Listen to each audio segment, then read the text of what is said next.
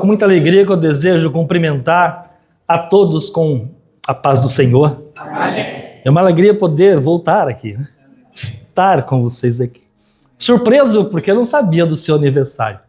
Mas aproveitando todos em pé por sua causa, eu gostaria de deixar para você, companheiro, um texto bíblico que está no livro de Salmo, número 22, e o verso de número 26, na versão King James. A última parte do texto diz assim: que a vossa vida seja longa e próspera. Amém. Deus te abençoe, tá? Amém. Parabéns pelo seu aniversário. Eu acertei a data. Né? Muito bem. Eu quero ler um texto bíblico com vocês e permita-me não ler em Marcos, mas ler em João, tá bem? Mas o texto é o mesmo. Não vamos fugir da proposta da multiplicação que Deus tem para nós. A provisão se torna multiplicação quando é compartilhada. Encontre o capítulo de número 6, por favor.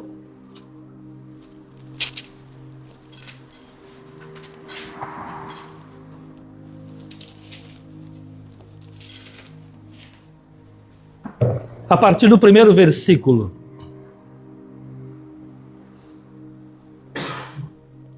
Depois disso, partiu Jesus para o outro lado do mar da Galileia, que é o de Tiberíades. E grande multidão o seguia, porque via os sinais que operava sobre os enfermos. Jesus subiu ao monte e assentou-se ali com os seus discípulos. E a Páscoa, a festa dos judeus, estava próxima. Então Jesus, levantando os olhos e vendo uma grande multidão, vinha ter com ele, disse a Felipe. Ele disse a quem? A quem? Onde compraremos pão para estes comerem? Mas dizia isto para o experimentar, porque ele bem sabia o que havia de fazer. Felipe respondeu: 200 dinheiros de pão não lhes bastarão para que cada um deles tome um pouco.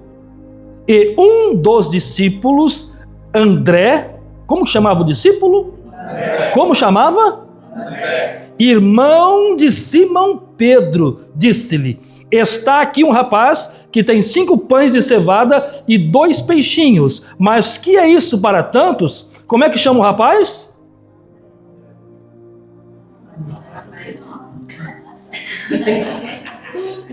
E disse Jesus: mandai assentar os homens. E havia muita relva naquele lugar. Assentaram-se, pois, os homens em número de quase 5.000. Jesus tomou os pães e, havendo dado graças, repartiu-os pelos discípulos e os discípulos pelos que estavam assentados, e igualmente também os peixes, quanto eles queriam.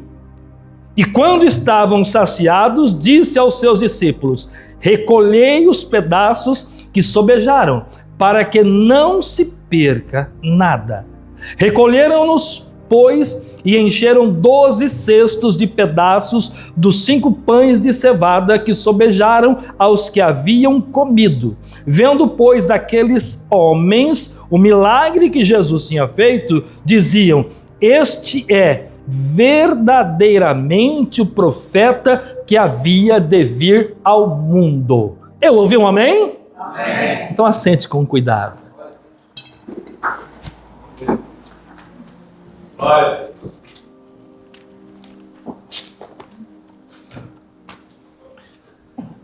Muito bem, meus irmãos. Pastor, muito obrigado pela oportunidade de rever o senhor e a sua agraciada. Deus abençoe, viu, irmã Fátima? Muito bom poder rever vocês e estar com vocês aqui. Eu li aqui no Evangelho de João, porque este texto bíblico, esta passagem bíblica, ela consta nos 4 evangelhos. Eu tive o cuidado de ler os 4, fazendo as comparações da provisão feita por Jesus e da multiplicação ali. Essa passagem bíblica está nos 4 evangelhos devido à tamanha importância do texto. Não são todas as passagens bíblicas que estão nos 4 evangelhos, mas a passagem da multiplicação dos pães e dos peixes está nos 4 evangelhos. Como eu disse, devido ao tamanho da expressão desta passagem bíblica. Porque essa expressão mostra a provisão de Deus para aqueles que seguem a Jesus. Mostram o quanto Jesus está preocupado, não só com o nosso lado espiritual, mas também com a nossa provisão diária, necessária para que nós possamos também, com muito bom grado, com alegria, servir ao reino de Deus. E é muito importante esta passagem bíblica, porque eu vejo nesta passagem bíblica Jesus demonstrando como será o seu reino. Porque as pessoas o seguiam, porque Jesus, ele curava os enfermos, curava os doentes. Jesus expelia os espíritos imundos das pessoas que eram atormentadas, e além disso, Jesus dava expectativa, esperança e ainda dava pão para a multidão comer. Jesus estava dizendo, olha, no meu reino, ninguém vai ficar enfermo, ninguém vai ficar oprimido e ninguém vai passar fome. Ele tem provisão para todas as áreas, seja física ou seja espiritual. Por isso que esta passagem é muito importante e ela consta em Mateus, Marcos, Lucas e João. Agora venha comigo para o cenário histórico que envolveu esta passagem bíblica. A condição dos discípulos de Jesus. Jesus os havia chamado e comissionado, os enviou de 2 em 2 para evangelizar, para anunciar o reino, para trabalhar em favor do reino, para investir no reino. E os discípulos foram, e Deus fez muitas maravilhas pelas mãos deles. Eles mesmos disseram, quando retornaram, que os espíritos imundos eram expelidos, os enfermos eram curados. Então eles estavam numa missão que Jesus os havia enviado. Só que durante esta missão, Herodes mandou decepar a cabeça de João Batista, um grande líder da época. Foi João Batista que foi o precursor de Jesus. Foi ele que veio preparar os corações dos homens, das mulheres, das pessoas, para receberem o Messias quando ele chegasse. Ele era aquele que pregava no deserto, era aquele que chamava os fariseus de raça de víboras, dizendo, arrependei-vos e crede no Evangelho. Tinha uma mensagem dura, pesada, mas uma mensagem que fazia bem para a alma das pessoas. Então Herodes mandou matar João Batista. Então os discípulos estavam vindo de uma grande jornada e estavam também vivendo um luto quando aconteceu este episódio. Claro, a Bíblia não diz, mas João Batista era um grande vulto da época. Tinha uma representatividade muito grande. E eles haviam perdido aquele grande líder. Ele era tão grande, que ele disse que aquele que vem após mim é maior do que eu. Eu não sou nem digno de me abaixar e desamarrar ou amarrar as sandálias dos seus pés. Então, quando vocês o verem, ele é o Cordeiro de Deus que tira o pecado do mundo. Eu não sou o Cristo, dizia ele, eu não sou o Messias, mas aquele que vem após mim é maior do que eu. Veja o tamanho do líder, quando ele reconhece o outro, quando ele valoriza o outro, quando ele valoriza o trabalho que o outro faz, quando não chama só para si. Então João Batista havia morrido, e eles estavam vivendo este grande luto. Mas mesmo vivendo luto, eles estavam investindo no reino, investindo em algo maior, porque o reino supera o luto. Nós estamos trabalhando e investindo para algo que é para a eternidade. e o luto é momentâneo, embora ninguém quer passar pelo luto. Mas era este cenário que envolvia. Os discípulos estavam eufóricos porque Jesus os havia enviado e eles estavam cumprindo a missão, mas tristes porque outro que também cumpria a missão já tinha morrido. E quando eles chegaram, eles fizeram com que Jesus tomasse conhecimento destes fatos. E Jesus entrou com eles no barco e os levou para poderem descansar. Porque o texto de Marcos diz que há muito eles iam e vinham e não tinham tempo para comer. Alguém tomou café de manhã aqui hoje? Tomou? Alguém almoçou? Também almoçaram?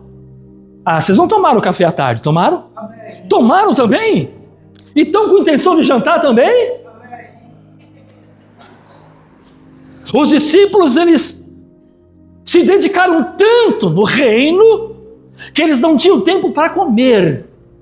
Estavam cansados, exaustos e enlutados. E o texto de Marcos diz que Jesus os levou a um lugar deserto. Por que não levou para o shopping? Para uma pizzaria? Para uma churrascaria? Para um banquete? Levou-os para um lugar deserto. Eles não tinham tempo de comer. Você está entendendo por que sobrou 12 cestos de pão? Já estou lá no final. Está entendendo? Ninguém trabalha de graça para Jesus. Ninguém. Jesus recompensa com muito mais do que imaginamos ou pensamos. Não tinham tempo de comer, lá no final sobrou 12 cestos. Eu acredito que foi um para cada. Cestão. Pois bem, levou-os para o deserto, para um lugar deserto. Não os abrigou em um lugar aconchegante. Jesus queria ainda, com aquele momento de vivência deles, trazer a eles novas experiências. E você sabe que quando nós vasculhamos as páginas da Bíblia, é no deserto que Deus mostra o seu braço forte. É no deserto que Deus mostra a sua provisão. Quando a gente pensa que não tem nada, que não tem mais jeito, que não tem mais recurso, Jesus entra em cena e surpreende. Faz mais do que a gente possa imaginar. Então Jesus levou para lá, para um lugar de crescimento, para que alcançassem mais maturidade. Haja vista que eles eram discípulos e se tornariam apóstolos. Então, às vezes, Deus nos leva para um momento de deserto, que às vezes a gente nem entende o porquê daquela situação, a gente se questiona, reclama, murmura, até lamenta, mas é Deus nos preparando para algo melhor. Então, queridos, o texto diz que a multidão, quando viu eles entrarem no barco e ir para o outro lado, a multidão seguiu eles. E chegou primeiro do que eles. E quando eles chegaram lá, a multidão já estava lá. Já estava. Só que Jesus começou a ensinar e o dia começou a se estender. E foi chegando a tarde. E a multidão já tinha vindo de uma jornada.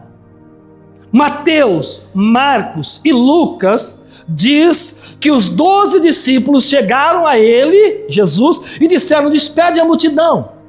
Mas João diz que Jesus foi até Felipe e disse para Felipe: onde nós vamos comprar pão para dar para tanta gente? Por que Jesus foi a Felipe e não foi aos outros 11?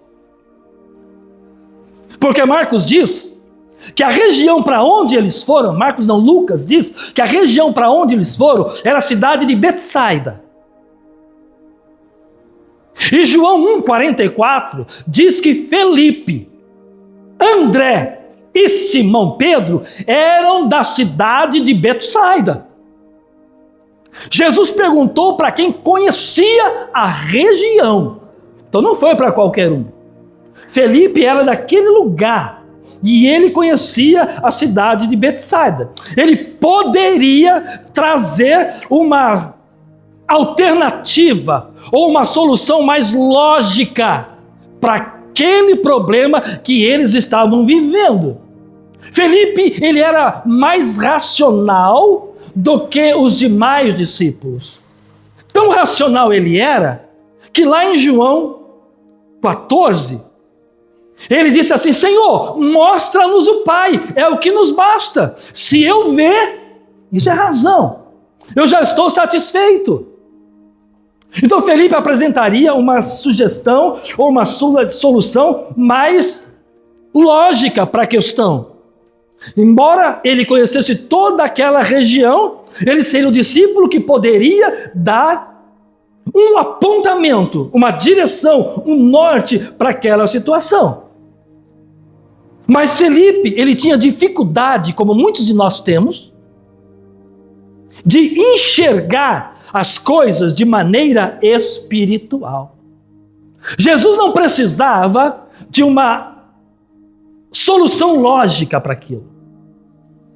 Então aquilo que vivemos, passamos, não adianta a gente procurar com uma solução lógica, com os olhos naturais, que não é através dos olhos naturais que nós vamos encontrar uma solução. Nós não vivemos por lógica, nós vivemos por fé. Por isso que acreditamos na bênção da multiplicação, da provisão. Por isso que acreditamos, porque nós vemos pela fé que temos em Jesus. E ele tinha, Felipe, essa dificuldade de enxergar isso.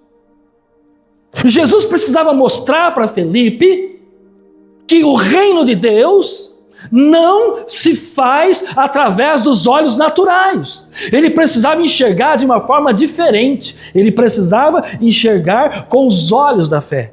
Era tão lógica a forma com que Felipe ele via, que ele trouxe uma solução.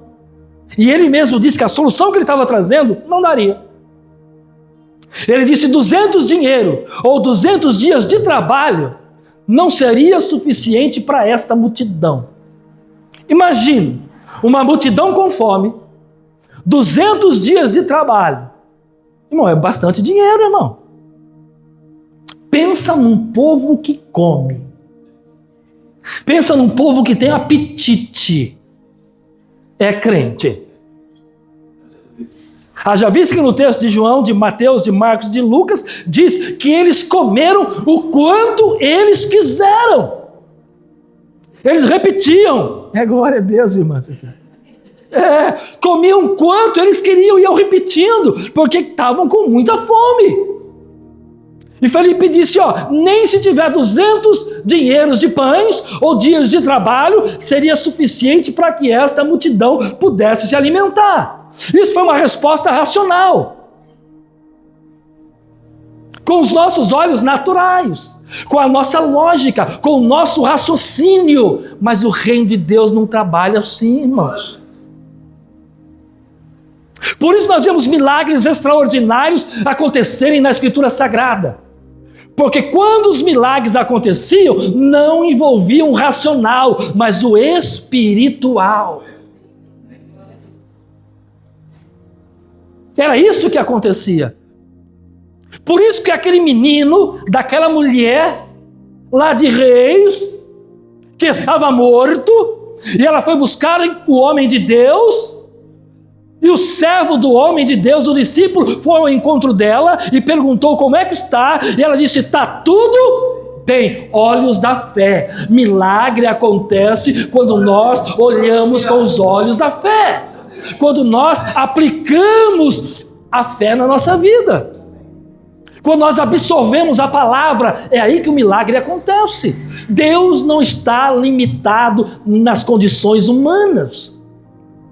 E queria mostrar para Felipe, que era discípulo e se tornaria apóstolo, que a visão dele não poderia ser lógica, teria que ser através da fé. Assim ele conseguiria. Só que no texto de João, fala de um outro homem, chamado André. Alguém lembra de algum feito de André na Bíblia? Não fala todo mundo junto, não. Quando eu fizer, falam por vez, eu fico assim, eu consigo entender. Alguém lembra de algum feito de André? Algum milagre de André? Qual milagre que André fez? Ninguém lembra? Muito bem. Não tem registro de milagres de André. Mas no meio da multidão, André fez o que nenhum dos discípulos fizeram. Enquanto todos estavam procurando uma solução lógica, André saiu no meio da multidão, procurando alguma coisa. Porque Jesus olhou para os 12 discípulos e disse assim em Mateus, Marcos e Lucas: dá vocês a eles de comer. Mas eu vou dar o que se eu não trouxe nada? Se eu não tenho nada? Se eu não trouxe nem um lanchinho da tarde para mim, como eu vou dar para eles alguma coisa de comer? Então André saiu no meio da multidão procurando alguém. Porque quem sabe, enquanto os outros questionavam, porque geralmente, pastor, a maioria questiona. Mas no meio desse monte de gente, sempre tem algum que está procurando um recurso, está procurando um meio, está procurando uma solução. E encontrou no meio da multidão, e eu não sei como, que ele encontrou no meio de 5.000 homens, fora mulheres e crianças, ele encontrou um rapaz que tinha 5 pães e 2 peixinhos. Não é peixinho. Ali tem 3. Lá era 2 peixinho. Não era peixe, não, era peixinho.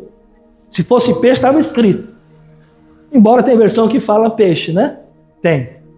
Mas 2 peixes. Mas o que é isso para uma multidão de pessoas com fome?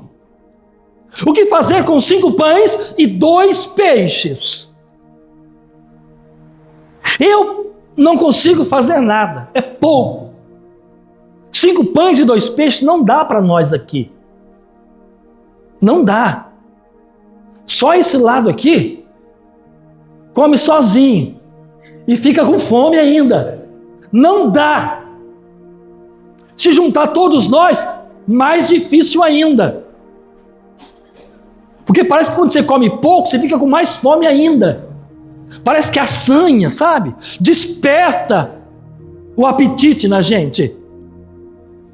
Então, nas minhas mãos, 5 pães e 2 peixes é nada para uma multidão de pessoas. Mas 5 pães e 2 peixes na mão da pessoa certa, aí se torna diferente. 5 pães e 2 peixes, André encontrou com o rapaz. Agora, o que me chama a atenção nessa passagem bíblica, antes de falar sobre a provisão da multiplicação, eu perguntei a vocês o nome do rapaz. Nem Mateus, nem Marcos, nem Lucas. João falou de Filipe, falou de André, mas não falou o nome do rapaz. O nome desse rapaz era digno de aparecer nas páginas da Bíblia. Porque ele salvou aquela multidão. E por que o nome dele não apareceu nas páginas da Bíblia? Aquele rapaz, quando se encontrou com o André, ou André com ele, poderia muito bem ter dito: olha, eu tenho aqui 5 pães e 2 peixes, mas fala que foi eu que... Aquele rapaz não buscou promoção pessoal. Aquele rapaz não pediu para ser apresentado. Aquele rapaz não quis que o seu nome fosse publicado. Aquele rapaz não foi protagonista da história.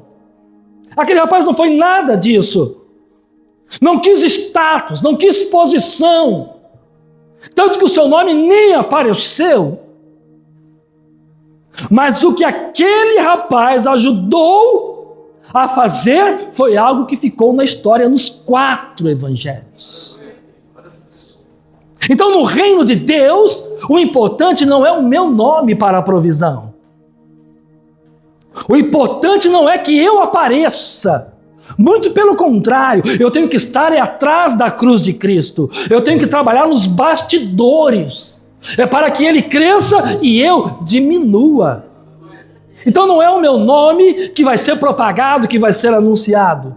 Tantos milagres aconteceram envolvendo pessoas anônimas, e eu poderia perguntar para vocês, e vocês não iriam me responder, como é o nome daquele homem que ficava na porta do templo chamado Formosa? Que foi curado quando Pedro e João subiam para a oração.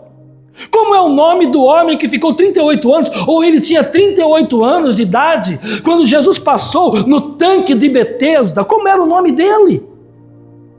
Como era o nome da filha de Jairo? Como era o nome da mulher que sofria com fluxo de sangue? Como era o nome da viúva de Naim? Como que era o nome da mulher samaritana? Não é o nome que vale, não é o nome que tem que crescer, mas o que Jesus faz através de nós. Então, quando Jesus multiplicar na sua vida, não é para promover a sua vida, é para que o reino de Deus seja conhecido através de você. E o ano da multiplicação, da provisão, é justamente para isto, para que outras pessoas vejam o trabalhar de Deus na sua vida, e não para o seu nome ser promovido, não para você virar protagonista da história, mas para que o nome dele seja glorificado na sua vida. Este rapaz não tem nome, mas ele ajudou na provisão. Então pode ser eu, este rapaz, vou chamar ele de Rinaldo. Mas poderia ser João, José, Saulo, poderia ser Maria, José, é Cecília, né? Cecília, poderia ser.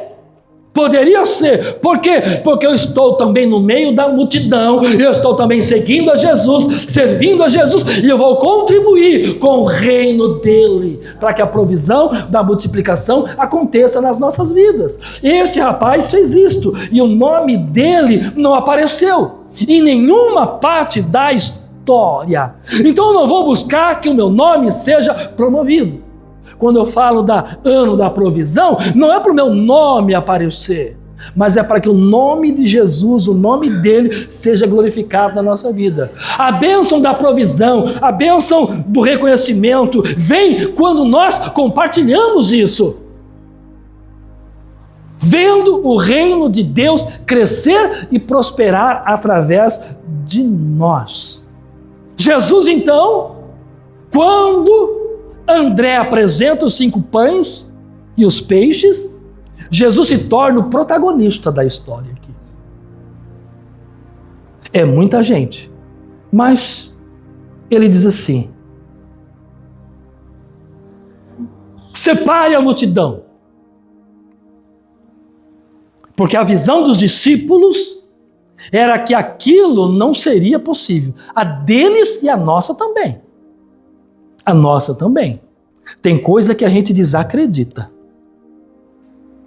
Embora sejamos cristãos, embora crentes há muito tempo, tem coisa que a gente desacredita, porque a gente foca no alvo errado, foca no problema, foca na escassez, foca na falta, foca na lógica. Então a visão dos discípulos era justamente essa, estar focando naquilo que não era espiritual. Foca na limitação, no recurso, na incapacidade, na impossibilidade. Foca no quanto nós somos impotentes, às vezes improdutivos. Focamos nisso. Então esta era a visão dos discípulos. Mas o milagre ali só aconteceu quando alguém entregou o que tinha. Não reteve. Aí o milagre começou a surgir. Então, eu vou dizer para você, não esconda o seu pouco. E aí vai o mistério. Não retenha o seu pouco. Pode ser o seu talento que você está retendo, está escondendo, está guardando. Não retenha o seu pouco. E aqui vai um pouco que muita gente tem. Tempo. Ninguém tem tempo. Os discípulos também não tinham, mas eles não tinham tempo para comer. A gente não tem tempo para fazer. Não tem tempo para dedicar. Não tem tempo para investir. Não tem tempo para trabalhar no reino. Não retenha o seu pouco. Não retenha o seu tempo. Não esconda o seu pouco. E por que não falar também de recurso? Ah, mas é pouco. Não retenha o seu pouco. É no pouco que Deus faz muito. O pouco na sua mão continua sendo pouco, mas o pouco na mão de Jesus multiplica. Quando eu compartilho o meu pouco, ele multiplica. Então não retenha o seu pouco. E quantos de nós, e o pouco, você sabe o que é na sua vida, não precisa dizer, eu disse alguns exemplos aqui. Eu falei de tempo, falei de recurso, e falei de talento. Porque tem gente que é talentosa, mas fica retendo. Fica retendo o talento que tem, porque não tem tempo. Sabe, eu aprendi ao longo da história, da vida, que se você, como que é o nome da senhora? Regiane, se você quiser alguma coisa bem feita, dê para alguém que não tem tempo. Se você quiser alguma coisa bem feita, dê para alguém que não tem tempo. Porque quem não tem tempo, tá gravando? Se vira nos 30 e faz acontecer. Porque quem tem tempo, deixa para a última hora e olha lá quando faz e faz mal feito. Mas quem não tem tempo, irmão, ele investe tudo que tem para dar conta do recado. É assim, é assim. Agora vem dizer para mim que não tem tempo? Eu não tenho administração para o meu recurso. E como que Deus vai multiplicar se eu não administro isto? Como que eu quero a provisão? Como que eu quero o milagre? Se eu estou retendo o que eu tenho, se eu quero que o pouco continue pouco na minha mão, coloca na mão dele para você ver. Coloca na mão dele e você vai ver a provisão de Deus acontecer na sua vida. Comecemos a agir mais pela fé do que pela prática, do que pela lógica, do que pela ótica. E a gente vai ver Deus trabalhar, vai ver Deus agir. Porque a matemática de Deus não é igual à nossa, gente. Quanto que é 1 mais 1? 1 mais 1 é? Quanto? Na matemática de Deus não é, irmão. Na matemática de Deus, 1 mais 1 é igual a 1. E deixará o homem, o pai e a mãe, vai se apegar à sua mulher, e ambos serão um só. 1 mais 1 é igual a 1. Assim como homem mais mulher é igual a Deus. A matemática de Deus é assim. Por isso que os pães multiplicaram, por isso que os peixes multiplicaram, porque a matemática de Deus é diferente. Olha que eu aprendi há tanto tempo na escola isso aí, acho que vocês aprenderam também, que todo número multiplicado por 0 é igual a?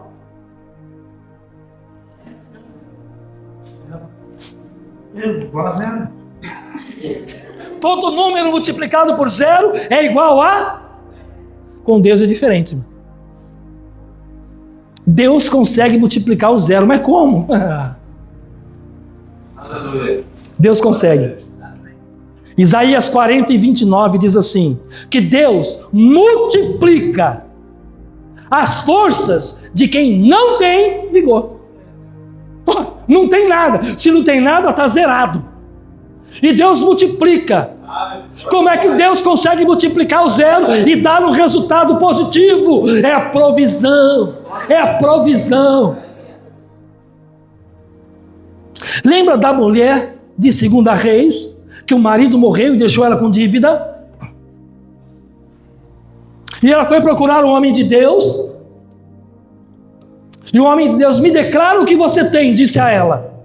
E ela disse o seguinte: tua serva não tem nada em casa, senão uma botija é o que basta. Hein? Ela também não tem nome. Não tem nome. Mas olha aí, Deus multiplicando o azeite de quem não tem nome.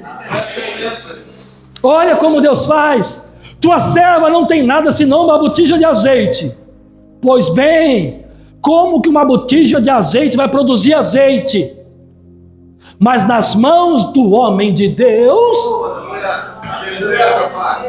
multiplicou o azeite, multiplicou o azeite, multiplicou o azeite, multiplicou o azeite. Por quê? Porque com Deus é assim, irmão. Não falta azeite na botija e nem farinha na panela. É assim que Deus faz. Então o seu pouco na mão de Deus. E olha que a Bíblia não diz o tamanho da botija daquela mulher tinha. Não sei se era uma botija assim, não sei se era um tambor de 200 litros, não sei, mas de repente era uma botijinha bem pequenininha. Multiplicou. Ele disse para ela: olha, paga a sua dívida e vive do resto. E tem mais, hein? O azeite só não multiplicou mais. Por quê, irmão Marlim? Não tinha mais botija, não tinha mais recipiente. Mas o azeite não acabou, o azeite parou. Sabe por que parou? Porque na minha botija ainda tem espaço, pode vir azeite. Na sua botija ainda tem espaço. É a provisão de Deus quando eu passo alguma dificuldade. É a bênção da provisão que se torna multiplicação. E é assim que Deus faz. A matemática dele é diferente. Se ele consegue multiplicar o zero e trazer um resultado positivo, imagina o pouco que eu tenho na mão dele. O quanto não vai se tornar. Deus faz dessa forma. Então não retenha o seu pouco. Não retenha o seu tempo. Não retenha o seu recurso. Não retenha o seu talento. O que te vier a mão a fazer, faz-o. E Deus vai se preocupar com a providência que nós precisamos. Porque às vezes nós ficamos igual a multidão, ou ficamos igual aos discípulos. O que nós vamos fazer? Nós vamos fazer o que precisamos fazer. Porque a parte que cabe a Deus, Ele vai fazer. Ele move o céu, Ele move a terra, e a Bíblia diz que Ele trabalha em favor daqueles que nele espera. Deus age desta forma. Deus faz assim. Eu gosto de falar das mulheres que foram ungir o corpo de Jesus de madrugada. As mulheres pegaram as especiarias, que elas são boas nisso. Especiaria e tempero é com mulher. Especiaria, tempero e receita é com elas. Especiaria, tempero e comida é com elas. Não, o senhor é um caso à parte. E elas levantaram de madrugada e foram para ungir o corpo de Jesus. As Marias se reuniram. E quando as Marias se reúnem, o inferno treme, irmão. Mas uma Maria no caminhar perguntou para a outra: como nós vamos remover a pedra que está na porta do sepulcro? Mulher sabe de especiaria, de condimento, de alimento, de comida, mas mulher não tem força para movimentar a pedra. Como nós vamos tirar a pedra? Uma Maria falou para outra: olha, tirar a pedra não é problema nosso. O que nós temos que fazer é ungir o corpo de Jesus. Nós vamos assim mesmo. Porque tem gente que foca no problema, foca na dificuldade e já desiste de colocar o seu pouco nas mãos de Jesus. Foca na adversidade, foca na multidão, foca na muralha, foca no Jordão, foca no Mar Vermelho. Esquece de colocar o seu pouco nas mãos de Jesus. Se nós errarmos o foco, irmão, a provisão não vem. Mas se nós olharmos o foco, Deus vai agir. Elas não desistiram porque não tinham força, mas elas foram para fazer o que elas pretendiam fazer. E quando elas colocaram-se a caminhar na estrada, Deus olhou para o anjo e falou assim: anjo, desce lá agora. O anjo desceu lá e aconteceu um terremoto e a pedra moveu-se da porta do sepulcro. Quando as Marias chegaram, elas ficaram espantadas, porque a provisão de Deus já tinha chegado, Deus já tinha agido. Então caminha, marcha, vai em frente, vai avante, porque Deus já está lá na frente, Deus já está trabalhando. É a provisão de Deus para a nossa vida. Aquilo que depende para você fazer, Deus não vai fazer. Mas aquilo que você não pode fazer, Deus manda um anjo, irmão. Se não mandar um anjo, manda o pastor.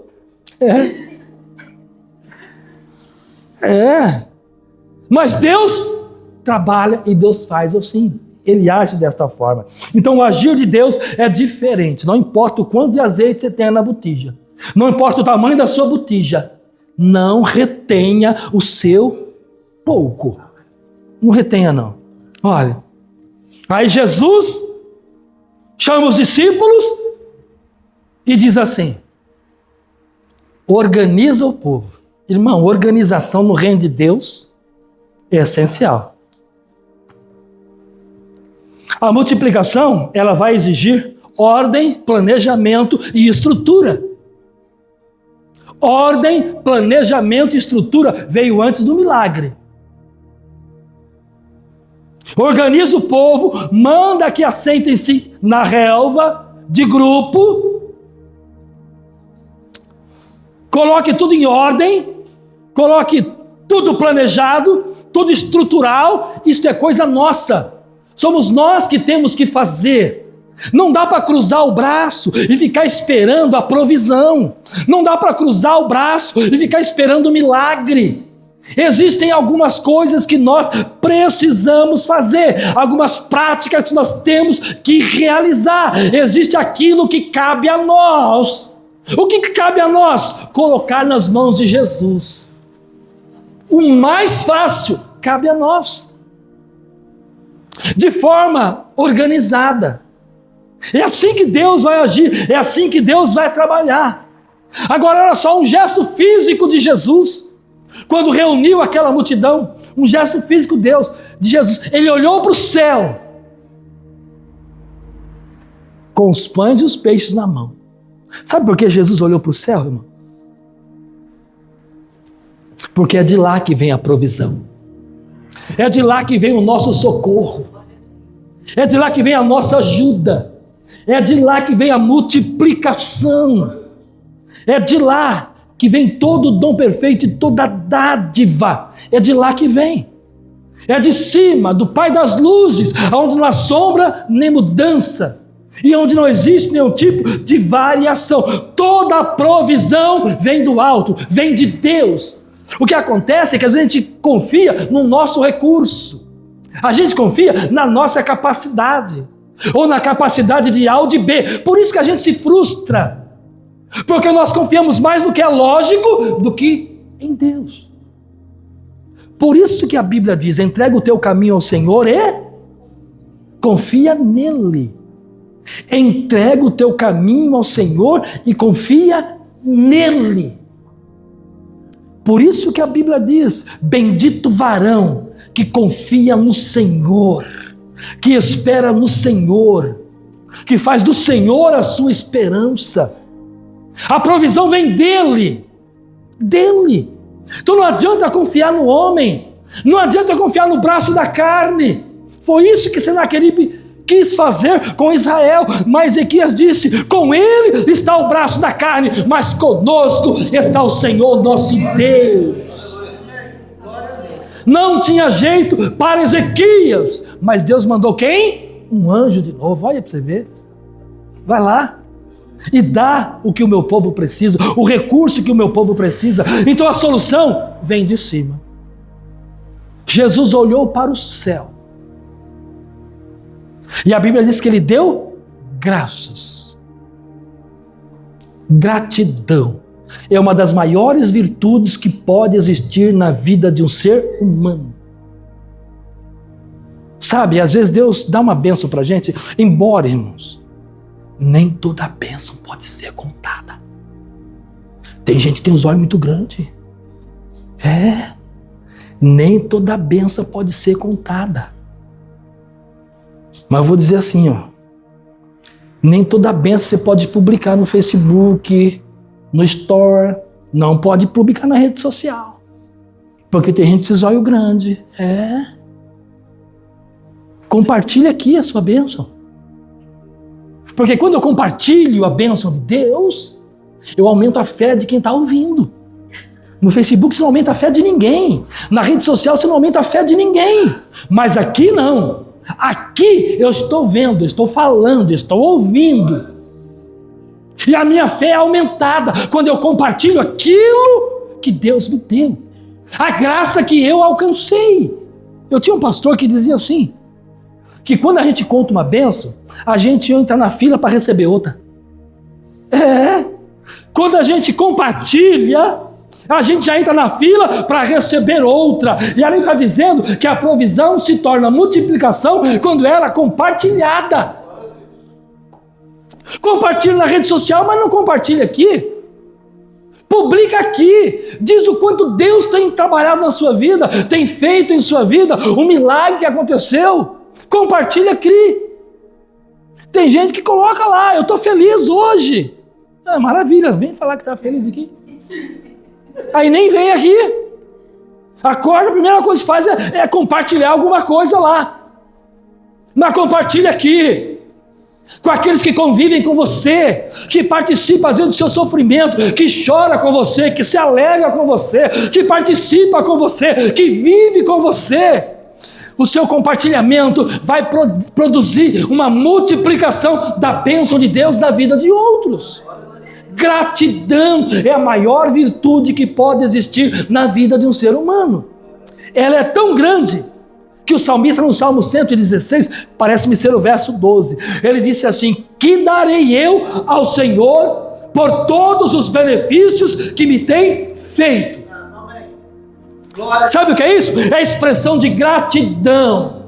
É levantar os olhos para o céu e dizer: eu te agradeço, graças eu te dou. Isto é compartilhar, irmão. O que eu vou fazer? Eu vou pagar os meus votos que eu fiz.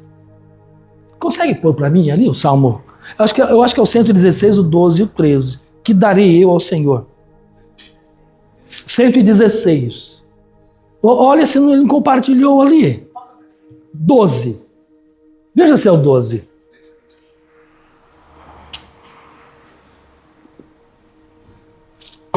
Olha lá. Ele está perguntando para quem? Para quem? Para quem que o salmista está perguntando? Não, está perguntando para ele. Que darei eu? Como é que eu posso fazer uma pergunta para mim mesmo? Se eu vou fazer uma pergunta para mim mesmo, então eu já tenho resposta. Quando eu faço pergunta para outra pessoa, é porque eu não tenho a resposta. Ou eu quero entender o que a outra pessoa entende. Mas ele está perguntando para ele mesmo. E o que foi que ele respondeu? Põe o 13. Lá. Tomarei o cálice da salvação. O que ele quer dizer com isso? Deus me deu tantos benefícios, tantas bênçãos, o pouco que eu tenho, eu coloquei nas mãos dele, e o que eu posso fazer para retribuir? Eu vou tomar o cálice da minha salvação. O que ele está dizendo com isso? Eu vou tomar a minha cruz e vou seguir a Jesus. O que ele está dizendo com isso? Levante-se quem quiser se levantar, eu não vou arredar o meu pé. Fale o que quiser falar, eu vou investir no reino, eu vou colocar o meu tempo, o meu talento, o meu recurso, a minha vida, porque Ele me deu a salvação. É tomar o cálice da salvação. E o que mais? Eu vou invocar o nome do Senhor. E aonde é que você invoca o nome do Senhor? É aqui. Põe o outro para ver. pagarei os meus votos. Bom, se eu preciso da provisão, da multiplicação e da bênção de Deus na minha vida, faça um voto aí, irmão. Faça um voto. Não é promessa não, viu? Não é promessa não, é voto. E voto a gente cumpre. Voto a gente paga. Pagarei os meus votos ao Senhor agora, na presença de todo o seu povo. Só de você tomar o cálice da salvação, de estar firme, fiel, presente, você já está pagando o seu voto. É a bênção da multiplicação. Que darei eu? Gratidão tem poder de multiplicação. Então, quando eu compartilho, eu me coloco na fila para ser abençoado de novo. Apesar que tem gente que para compartilhar é difícil demais, até na rede social, irmão.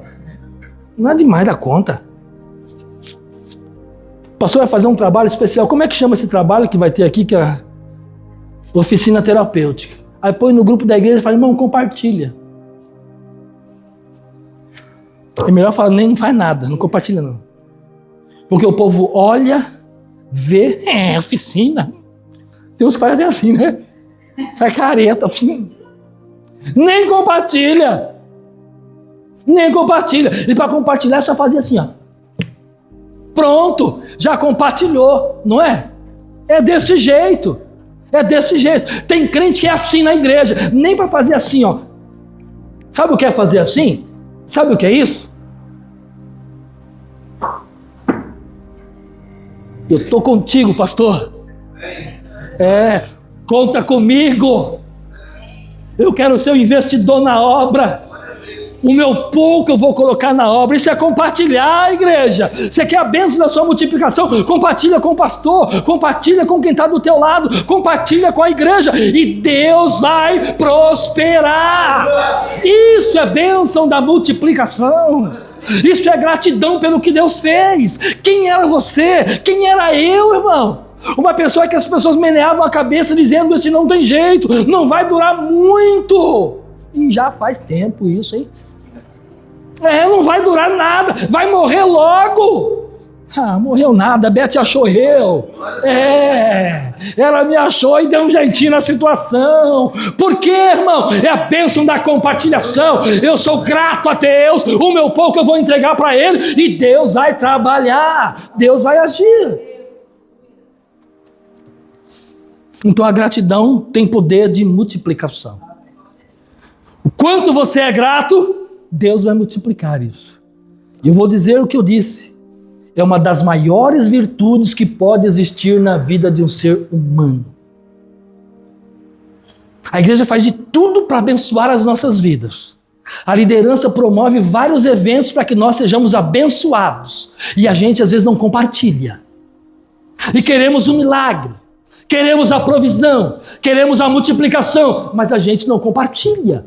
Tudo que é feito é para a edificação da igreja, é para que todos sejam agraciados, abençoados, alcançados. Então compartilhe. Compartilhe com a oração, compartilhe com a escola bíblica dominical, com os cultos de oração, compartilhe com os eventos, com a oficina, compartilhe se você quer a multiplicação. Ou então fica dando volta no deserto e não entra na terra prometida. Não faltou maná para ninguém. Todo mundo comeu maná, todo mundo comeu carne no deserto, todo mundo tinha roupa no deserto, mas nem todo mundo entrou na terra prometida. Eu acho que eu estou sendo pesado. Mas vou falar de aniversário, é melhor. Provisão é isto, irmão. É a expressão de gratidão, compartilhamento e eu sendo abençoado por Deus. Um gesto físico de Jesus, levantou as mãos para o céu, apresentou a Deus, reconhecendo que todo dom perfeito vem de lá. Uma expressão de gratidão, graças eu te dou. O milagre não tinha acontecido ainda. Todo mundo ainda estava com fome. Aí Jesus chama os discípulos e distribuiu entre eles. Distribuiu o quê? 5 pães e os peixes. Ele deu um pouco de pão e peixe para cada discípulo. O pão e o peixe multiplicou nas mãos dos discípulos. Tirava um pedaço do pão e o pão crescia. Irmão, tem que ser crente para acreditar nisso, hein? Tirava um pedaço do pão e o pão crescia, o pão crescia, o pão crescia. E o peixe? Da mesma forma. Não acabava o peixe, não acabava o pão, e o povo ia comendo, ia dizendo, tem mais. Comeram o quanto quiseram. Eu quero mais pão, tome pão, tome peixe. E os discípulos foram distribuindo. 5.000 homens, fora mulheres e crianças. Tinha que ter sobrado 5 pão e 2 peixes. Mas a multiplicação foi tamanha, que quando eles começaram a recolher o que sobrou, porque ninguém queria mais, sem contar aqueles que guardaram para levar para casa, né? Não, tem. A Bíblia não diz, mas eu quero ser audacioso em dizer que tinha aqueles que levaram a sacolinha. Mas Deus nem fez questão. Eu quero que o povo coma. Por quê? Do pouco eu faço muito e ainda sobra. É assim que Deus faz. Quando eles recolheram, a Escritura disse, eu já disse isso no princípio da fala, que sobrou 12 cestos de pães. A Bíblia não fala de peixe, mas fala que sobrou 12 cestos de pão. No começo da minha fala eu disse que os discípulos não tinham tempo de comer. Não tinha tempo.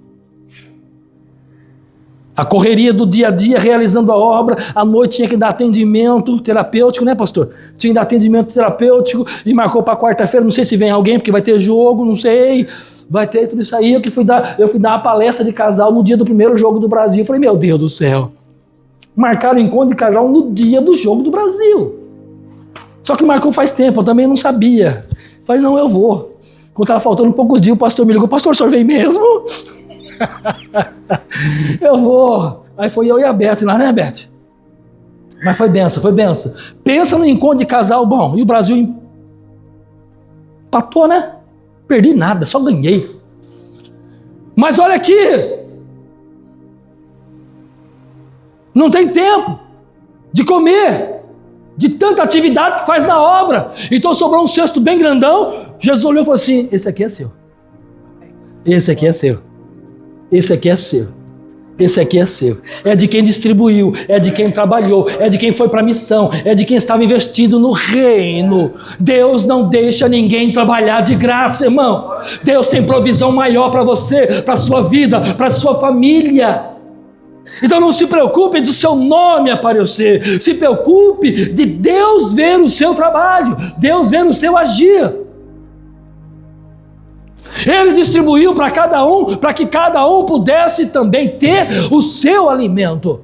Porque a multidão foi tudo embora e os discípulos foram com um cesto nas costas para chegar em casa e levar a provisão para a família. Você está entendendo? É dessa forma. Mas eu não quero que você abandone a sua família para trabalhar no reino. Faça isso não. Cuide da sua família e trabalhe no reino. Trabalhe no reino, que Deus cuida da sua família. Deus age desta forma. A provisão só acontece quando eu coloco o pouco que eu tenho na mão daquele que é multiplicador, daquele que pode fazer, que pode realizar. O cenário não era favorável para os discípulos, mas Deus não está preocupado com o cenário que você está vivendo. Deus está preocupado em saber se você quer colocar nas mãos dele. Você já tentou tantas vezes, não deu certo. Já se esforçou tanto, nadou e morreu na praia. Se escabelou e não conseguiu. E vai ficar tentando até quando? Entrega o teu caminho ao Senhor, confia nele e tudo ele fará. É isso que a Escritura diz. Isto é provisão, é multiplicação. Mas eu não consigo, eu não tenho força. Ele multiplica as forças de quem não tem vigor. Isso é prosperidade. Então existem práticas que sou eu que tenho que fazer se eu quiser viver a provisão de Deus. Se eu quiser experimentar a multiplicação. Se eu cruzar os braços e ficar sentado, só vai vir a velhice, as dores e os remédios da farmácia. Mas com um pouquinho de força que eu tenho, eu vou dizer: Senhor, se eu ainda puder, conta comigo. Eu quero compartilhar, eu quero estar presente, eu quero que a bênção aconteça na minha vida. Deus prospere a vida de vocês, irmão. E a minha também. Deus abençoe vocês e que este ano da provisão realmente aconteça na nossa vida. Que a gente entenda o processo, o trabalhar e o agir de Deus para que nós possamos ser abençoados. Eu ouvi um amém? Amém. Obrigado, pastor.